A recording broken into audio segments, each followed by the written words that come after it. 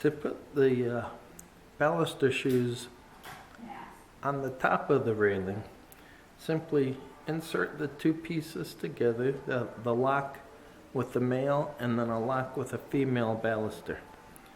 And then taking the male, rotate it and gently hold it in position. Position the female underneath it and gently slide the two together until they lock in place.